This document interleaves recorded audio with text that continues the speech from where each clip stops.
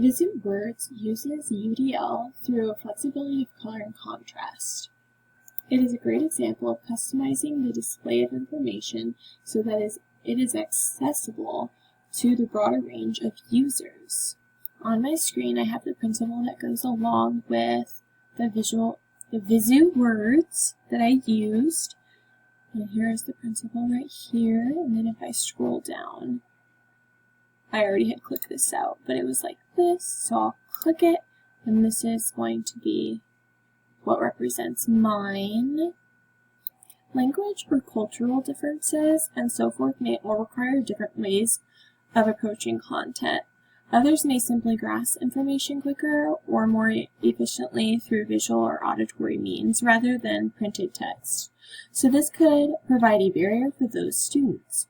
Also, learning and the transfer of learning occurs when multiple representations are used because they allow students to make connections with each other and connections through critical thinking. There is not one means of representation that will be optimal for all learners. Providing options for them is essential for their learning.